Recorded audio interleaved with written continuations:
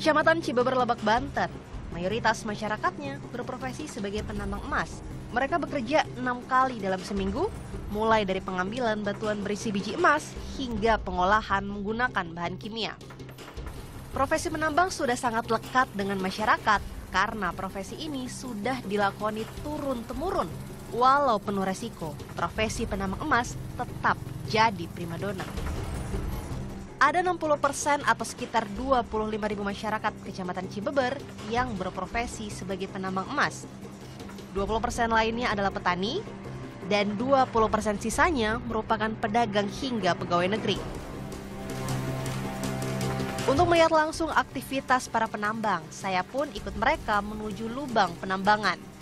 Perjalanannya tak mudah, walaupun jarak dari lokasi rumah para penambang ke lubang hanya berjarak 1 km, medan yang kami tempuh cukup menantang karena jalan yang berbatu. Karena itu, sepeda motor yang kami gunakan harus berjenis trail seperti ini. Di lokasi inilah para penambang bertaruh nyawa demi menyambung hidup. Setidaknya saya mengamati ada sekitar 80 hingga 100 penambang yang tersebar di sini. Mereka keluar masuk dari 5 lubang yang berbeda di lokasi ini. Kawasan ini tadinya merupakan tambang ex Antam. Sejak tak lagi digunakan oleh perusahaan, lubang ini kerap digunakan oleh penambang rakyat. Tak ada izin resmi penambangan yang mereka kantongi. Saya ingin mencoba melihat langsung bagaimana kondisi di dalam lubang tersebut. Semakin masuk ke dalam, saya bisa merasakan udara segar semakin berkurang. Gelap, cahaya hanya mengandalkan sinar senter, dan ruang gerak saya juga semakin terbatas. Ukuran lubang di sini berkisar antara 1 meter kali 1,20 meter. Namun paling kecil ada ukurannya bahkan hanya 70 kali 80 cm. Kami pun harus bergantian dengan penambang lain saat melintas. Jalan pun tak bisa selalu tegak. Kadang untuk ukuran kecil kami harus menunduk dan berjongkok. Jumlah orang di dalam lubang pun harus dibatasi. Tidak boleh lebih daripada 70 orang. Karena demi keselamatan dan juga berkurangnya oksigen di dalam lubang. Setelah berjalan lebih dari 60 meter ke dalam, kami pun akhirnya menemukan urat emas. Ini dia yang dicari para penambang. Jadi tadi pada saat yang diketok seperti ini, jadi di batuan ini ada mengandung biji emas dan perak. Mengandung biji emas dan perak. Nanti batuan ini ya Kang yang kita bawa, kemudian nanti diolah lagi. Walau hanya masuk ke lubang bertiga, ternyata di dalam kami bertemu dengan penambang-penambang lainnya.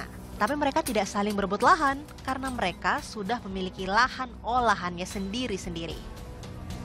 Kalau kita mau hitung-hitung Kang, misalnya dalam 1 hari Akang kan masuk misalnya ke dalam lubang sampai berapa jam, kemudian bisa dapat berapa banyak, terus kalau dihitung-hitung itu berapa rupiah sih Kang? Dunia tambang rakyat itu dunia gambling ya. Misalnya nih rata-rata gimana Kang? Ya rata-ratanya tadi kalau kita misalkan masuk nih jam 9, keluar jam 2 atau jam 3 atau kadang jam 4 tergantung shift yang mereka minta ya, pemilik lubang yang minta.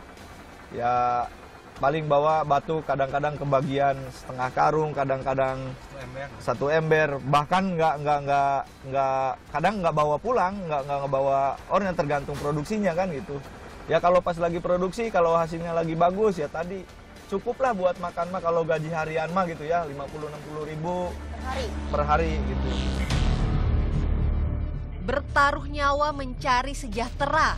Seperti itulah gambaran profesi penambang di Kecamatan Cibeber ini.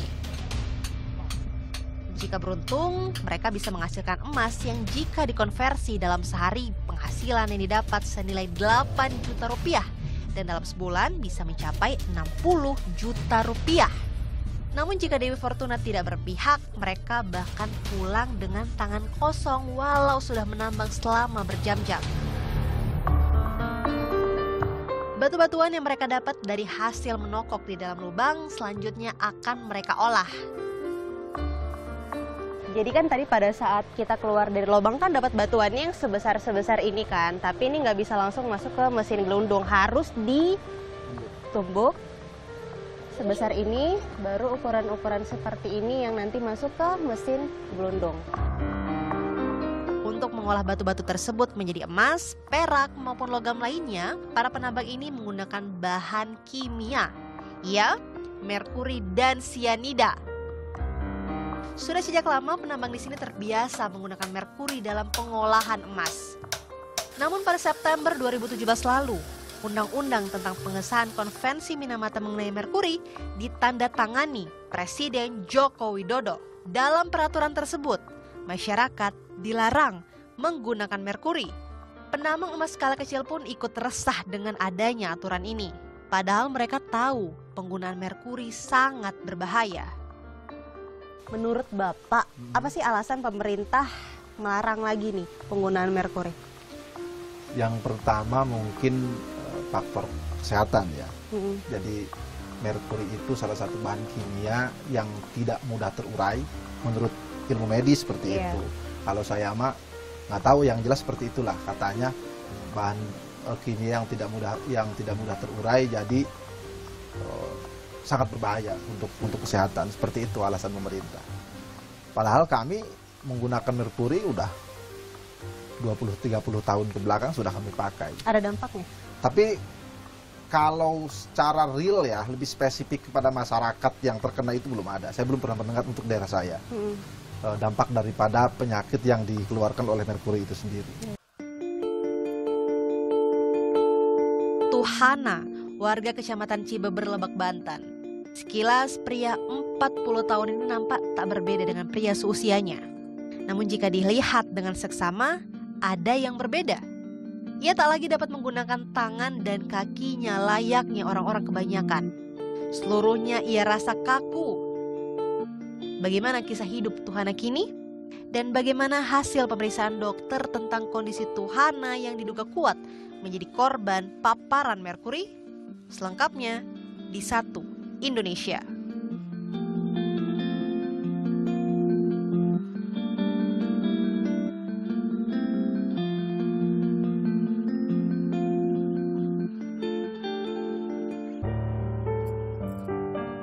Beginilah keseharian Tuhana, warga desa Situmulya, Kampung Sukatani, Kecamatan Cibeber, Lebak, Banten.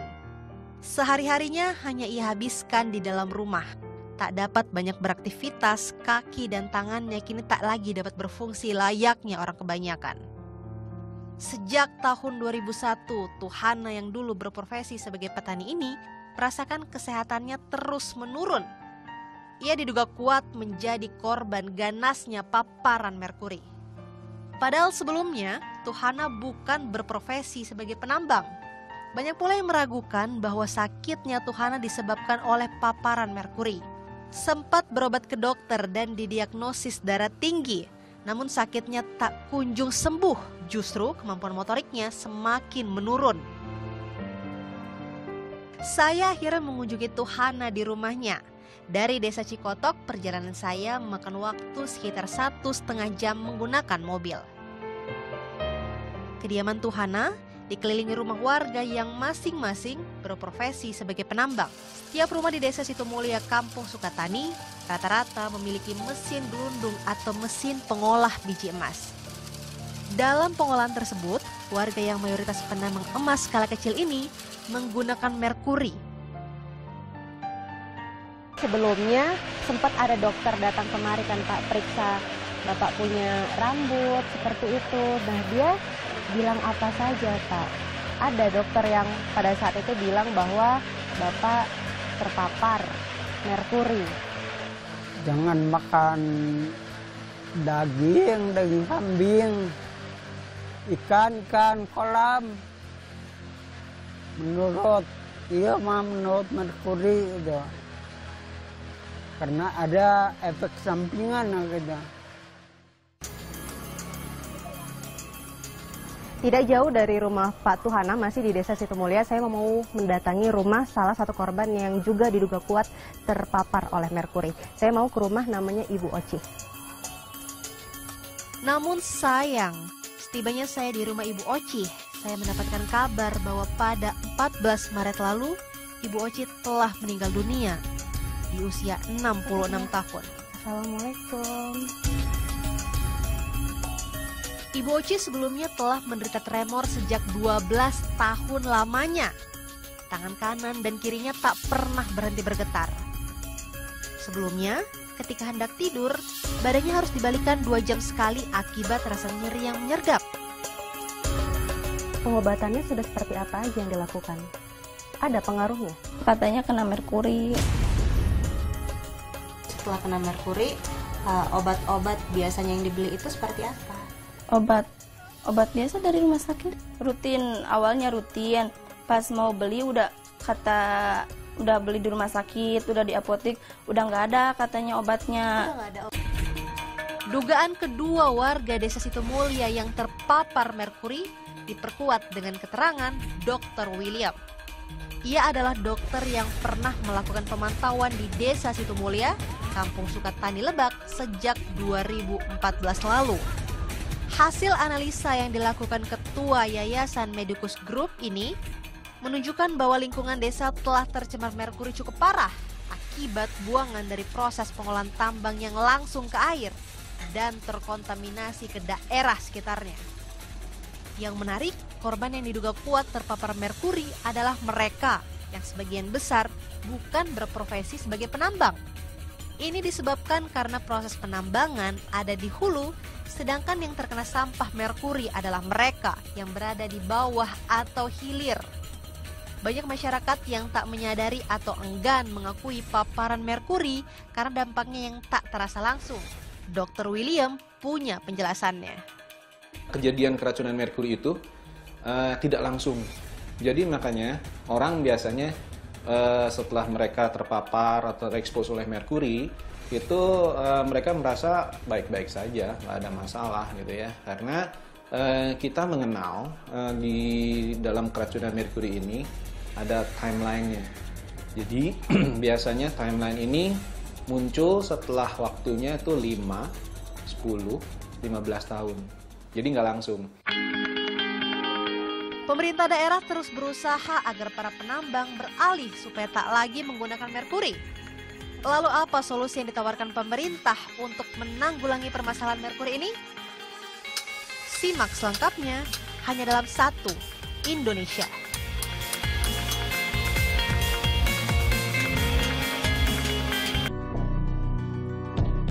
Indonesia memiliki pertambangan emas yang sudah ada sejak zaman kolonial Belanda.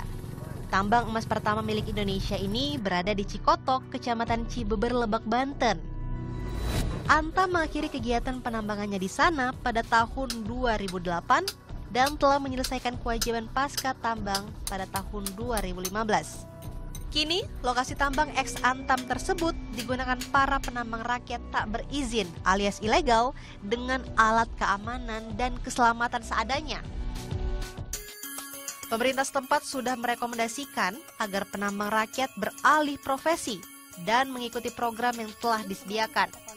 Beberapa di antaranya berhasil, namun tak sedikit yang tutup mata dan tetap menambang. Pemerintah daerah seperti apa di dalam perkara merkuri kepada masyarakat? Apakah memang langsung menghapuskan saja atau perlahan sosialisasinya kepada masyarakat dari merkuri ke sianida, atau meminta pemerintah pusat untuk berpikir kembali, atau seperti apa sih Pak? Jadi pertama adanya sosialisasi yang dilakukan oleh kita bersama-sama kementerian berkaitan adanya larangan untuk menggunakan merkuri. Kemudian yang keduanya nanti kita juga akan ada usaha lain yang dilakukan oleh dinas terkait, adanya kelompok usaha bersama dalam usaha kegiatan di luar itu.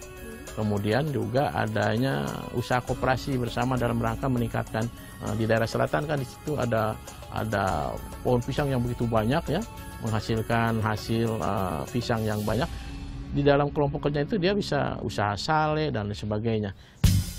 Sedangkan bagi penambang emas skala kecil yang berizin, pemerintah setempat berkomitmen agar transisi penggunaan merkuri menjadi sianida dilakukan secara bertahap. Mereka akan mendapat pelatihan dan sosialisasi penggunaan sianida yang tepat. Apalagi, Lebak, Banten menjadi daerah pertama di Indonesia yang mendapat mesin pengolah emas skala kecil non-merkuri dari Kementerian Lingkungan dan Kehutanan atau KLHK, serta Badan Pengkajian dan Penerapan Teknologi. Lalu apa yang akan dilakukan oleh pemerintah daerah kepada masyarakat nih Pak, khususnya penambang, agar mereka tidak terkena dampak dari merkuri. Kemudian mereka juga bisa beralih dari merkuri, namun proses peralihannya itu tidak mengganggu dapur para penambang. Nah, apa nih yang akan dilakukan oleh pemerintah daerah Pak? Yang jelas mudah-mudahan bagi masyarakat yang belum memiliki izin harus berusaha memenuhi syaratnya untuk mendapatkan izin gitu ya, supaya nanti bisa melakukan pembinaan kepada mereka secara utuh, memberikan bantuan modal dan lain sebagainya. Nah, setelah itu, setelah masuk nanti sebagai anggota yang memiliki izin, nah baru nanti kita akan lakukan pembinaan. Tak ada yang salah dengan profesi penambang, namun aturan tetap harus jadi pegangan. Apalagi menyangkut dengan keselamatan dan kesehatan. Tak hanya atas nama manusia, lingkungan juga harus diselamatkan. Jangan hanya dijadikan sebagai penopang. Tindakan preventif mutlak dilakukan, tak cukup hanya dengan upaya pemerintah berusaha menciptakan kegiatan penambangan emas yang lebih menguntungkan dan mengurangi dampak buruknya. Peran serta kesadaran masyarakat juga harus dikedepankan agar tak ada lagi korban yang jatuh akibat kelalaian manusia sendiri. Satu Indonesia akan selalu hadir dengan ragam kisah dan narasumber pilihan, menghadirkan sisi lain peristiwa, dan tentunya menawarkan perspektif alternatif.